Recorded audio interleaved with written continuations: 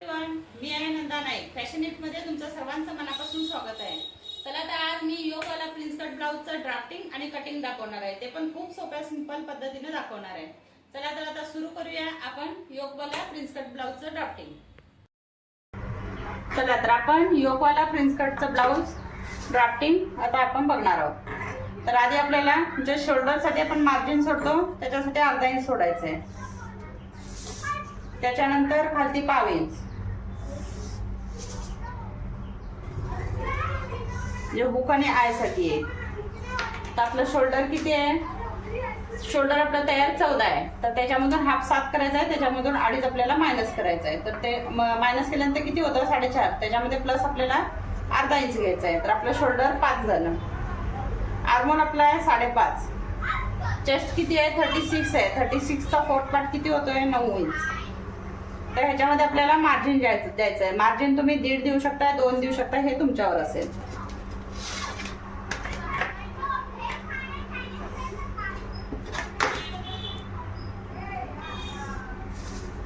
त्याच्यानंतर आपण आता प्रिन्स कट साठी मी आधी पण प्रिन्स कटचं ब्लाउजचं ड्राफ्टिंग दाखवलेलं आहे. त्याच्यामध्ये कसं आहे, पूर्ण उंची आपला जेवढा आपला तयार पार्ट आहे पाठमागचा त्याच्यामध्ये 1 इंच प्लस करायचा आहे. तसं ह्यामध्ये पण घ्यायचं आहे. तर आपली उंची पूर्ण 13 आहे, त्याच्यामध्ये प्लस अर्धा इंच वाढवणार. तर हा मागचा भाग तयार झाला किती? 13.5चा. तर त्याच्यामध्ये 1 इंच वाढवल्यानंतर किती होत आहे? 14.5. तर ह्याच्यामधून आपल्याला 2 इंच कमी करायचं आहे. तर किती झालं? 1, 2 म्हणजे आपली उंची किती झाली? 12.5. ह्याच्यामधून 2 इंच मायनस करायचं आहे. तर पूर्ण आपली तयार उंची झाली 12.5.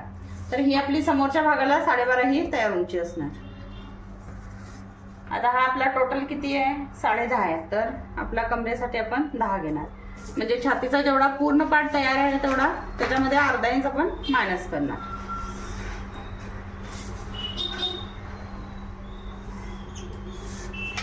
त्याच्यानंतर गळ्याची विड्थ आपली किती आहे? 2.5 इंच.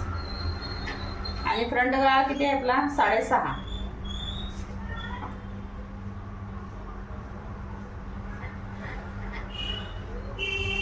हा झाला आपला गळा रेडी. आता फ्रंट साठी जो आर्मोल आपण देतो तो 1.25 इंचाचा म्हणजे 3/4. हा सर्कल रेडी झाला. आता ह्याच्यानंतर बघा, ह्याच्यानंतर आपल्याला टक्स उंची घ्यायची आहे जी शोल्डर पासून आपण घेतो.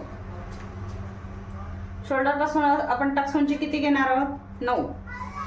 तर ही 9 झाली शोल्डर पासून टक्स उंची. तर ही पूर्ण आधी लाईन मारून घ्यायची आहे.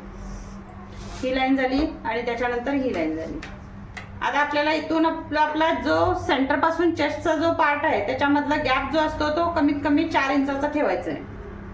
इथं 4 झाला आणि खालती 3.5 इंचाचा. आणि आपल्याला जो टक्स द्यायचा आहे तो 2 किंवा 2.5 इंचाचा देऊ शकताय. तर मी ह्याच्यामध्ये 2 ठेवणार आहे कारण आपला योक वाला आहे त्याच्यामुळे जास्त पण आपण ठेवू शकत नाही. आता हा कमीत कमी इथं 1.25 इंचाच्या गॅपवर जॉईंट करायचा आहे. नंतर खालच्या लाईनला जॉईंट होईल आणि ह्या लाईनला जॉईंट होईल. आता आपला ह्या लाईन पासून ते ह्या लाईन मध्ये 1.25 इंचाचा गॅप असेल कारण आपल्याला टक्स द्यायचा आहे. त्याच्यासाठी हा पार्ट 1.25 इंचाचा ठेवायचा आहे. आता आपल्याला सेप द्यायचा आहे. इथून पासून हलका हलका आपल्याला राऊंड मध्येच घ्यायचा आहे. हा झाला. त्याच्यानंतर हा पार्ट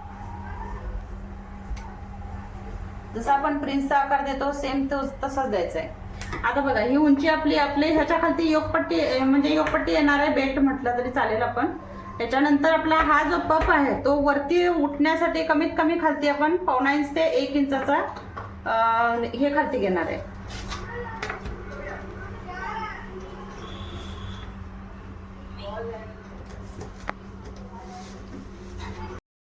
बघा तर आता आपण हे वाढवलंय खालती.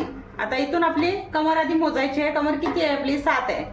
तर इथून आपला हे 5 इंच काजूपट्टीसाठी जाईल आणि इथून आपल्याला जे कटिंग करणार त्याच्यासाठी मार्जिन सोडायचं आहे आपल्याला. तर मार्जिन सोडून आपली कमर हे करायची, मोजायची. आता किती झालं? हे इथून घ्यायचं आहे 3 इंच झालं. 3 इंचला बरोबर इथं ठेवायची आहे. आपली 7 कमर आहे. 7, 8 आणि 8.5 आपलं मार्जिन पकडून पूर्ण घ्यायचं आहे. तर आता हे झालं 8.5. तर हे पूर्ण पुढे लाईन मारून घ्यायचे. इथं आपल्याला जे इथं आपण 1.25 इंच सोडलेलं आहे त्याच्यासाठी आपल्याला इकडे पण एक्स्ट्रा प्लस करून घ्यायचं आहे. तर इकडे कमीत कमी 1.25 इंच प्लस करायचंय, कारण आपला हा पार्ट कटिंग मध्ये जाणार, तर दोन्ही साईडने आपण जेव्हा शिलाई करणार तेव्हा 1.5 इंच कमीत कमी शिलाई मार्जिन जातं, त्याच्यासाठी आपण एक्स्ट्रा आधी प्लस करून घ्यायचंय. नंतर हे ह्याला जॉईंट करायचंय. त्याच्यानंतर जो आपण खालती 1.25 इंच ते 1 इंच घ्यायचंय, कमीत कमी 1.25 इंच ते 1 इंच दोन्ही साईडला सेम. आता हा पार्ट याला जॉईंट करायचा आहे आणि हा पार्ट याला जसा आपण योगचा आकार देतो तसा जॉईंट करायचा आहे. हवं तर तुम्ही इथून 1.25 इंच वरती पण घेऊ शकताय 3/4, आणि नंतर हा जसा आपण योगला देणार आहे तसा शेप देऊ शकताय. बघा हा असा जॉईंट झाला. आता मी घेऊन घेते. हे आपला 1/2 इंच मार्जिन आहे जे शोल्डर साठी जातं. शोल्डर आपलं 4.5 प्लस अर्धा आहे, हे शोल्डर झालं आपलं. आता इथून आर्महोल आहे आपला 5.5. नंतर आपली छाती 9 प्लस मी 1.5 इंच मार्जिन घेतलेलं आहे, तुम्ही हवं तर 2 इंच पण घेऊ शकता. आता आपली गळ्याची रुंदी आहे 2.5 इंच आणि समोरचा गळा 6.5 इंच. आपली जी उंची आहे ती मागची उंची आपली किती आहे, मागची उंची 13 प्लस अर्धा आहे. आता ही टोटल करून 13.5 होणार, तर ह्याच्यामध्ये आपल्याला 1 इंच प्लस करून घ्यायची आहे आणि ह्याच्यामधून जेवढी प्लस होईल आता ही किती होणार आपली 14.5 होणार, तर ह्याच्यामधून आपल्याला 2.5 इंच 2 इंच मायनस करायचं आहे. 2 इंच मायनस करून जेवढी आपली तयार उंची येईल तेवढी ही आपली समोरची उंची राहील, ती पण आपल्या बेल्टच्या ब्लाउज साठी 12.5 ही आपली इथं उंची घेतलेली आहे. आता त्याच्यानंतर आपला टक्स पॉइंट घेतलेला आहे. टक्स पॉइंट घेताना शोल्डर पासूनच घ्यायचा आहे.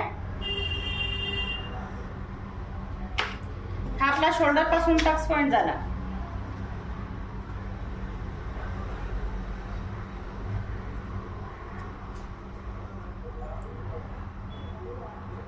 नऊ इथपर्यंत. त्याच्यानंतर जो टक्स पॉइंट असेल आणि आपली पूर्ण उंची असेल, तर जो टक्स पॉइंट आहे त्याच्यासाठी आपल्याला 4.5 घ्यायचंय किंवा 4 घ्यायचंय आणि इथून जे अंतर असेल ते आपलं 3.5 असेल.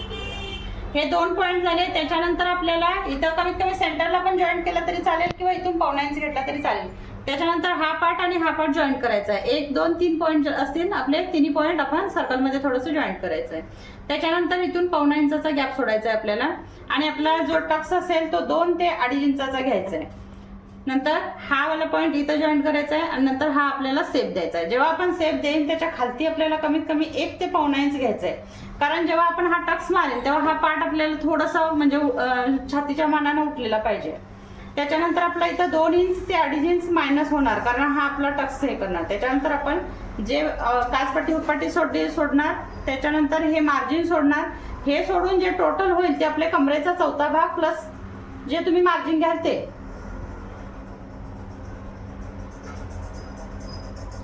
4था भाग प्लस 1.5 इंच.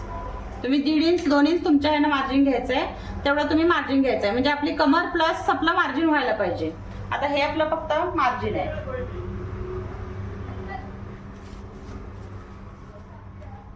त्याच्यानंतर जो आर्महोल आहे तो आर्महोल आपण समोरच्या पार्टला 3/4च घ्यायचा आहे. बघा हा मी खूप सिंपल आणि सोप्या पद्धतीने सांगितलंय. आता याचा खालचा मी बेल्ट पण दाखवणार आहे तुम्हाला.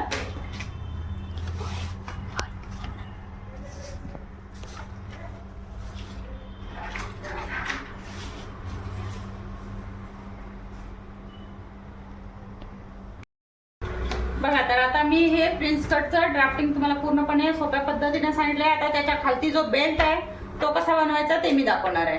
आता आपण पूर्ण उंचीमधून आपण किती मायनस केलेलं होतं 2 इंच, तर आपल्याला आधी इथं 2 इंच घ्यायचंय. सॉरी 2 मध्ये 1/2 इंच प्लस करायचं आहे, तर हे किती झालं 2.5 इंच. आणि आपली पूर्ण कमरेचा पार्ट जेवढा आपण घेतलेला आहे तेवढा 7 प्लस 1.5 इंच म्हणजे 8.5 झालं. तरी पण 1/2 इंच एक्स्ट्रा घेतला तरी चालेल किंवा आहे तेवढं जरी घेतला तरी चालेल. आता या साईडला किती झालं आपल्या 2.5 इंच, तर जेवढं कमरेच्या साईडला होईल तेवढं काचपट्टी साईडच्या साईडला 1 इंच वाढतं. तर या साईडला किती घ्यायचं आहे आपल्याला 3.5 इंच. तर 2.5 इंचाचे 2 मार्क करायचे जेणेकरून आपल्याला लाईन मारायला सोपं होईल. ही लाईन इथपर्यंत झाली. नंतर ही 3.5 इंचाची आपण लाईन मारणार आहे आणि ही लाईन डायरेक्ट जरी अशी स्केलने जॉईंट केला तरी चालेल किंवा तुम्ही सेप दिला तरी चालेल हातानं. आता बघा या साईडला 3.5 झालं. हा आपला पूर्ण बेल्ट आहे. जेव्हा आपण हे कटिंग करू, हे जॉईंट करू, तेव्हा हा पार्ट आपला कमी होणार. तर आपला कमर प्लस आपण 1.5 इंच मार्जिन घेतलंय तेवढा पार्ट हा पूर्णपणे आहे. हा झाला आपला बेल्ट. बघा आता हे पूर्ण मी ड्राफ्टिंग खूप सिंपल आणि सोप्या पद्धतीने तुम्हाला सांगितलेलं आहे. तरी पण तुम्ही कमेंट बॉक्स मध्ये सांगा की तुम्हाला कसं. बघा तर आता हे मी तुम्हाला कटिंग करून पण दाखवते. जसा आपण योगचा आकार देतो तसाच ह्याला सर्कल मध्ये आकार द्यायचा आहे.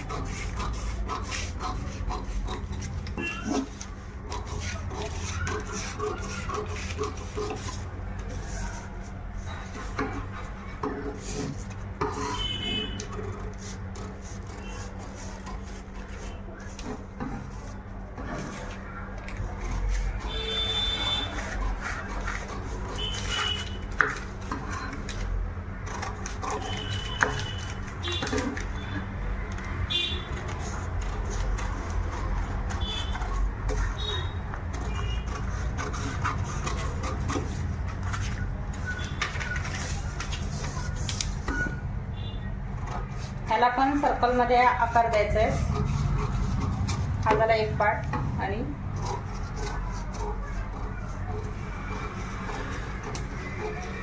हा आपला दुसरा पार्ट.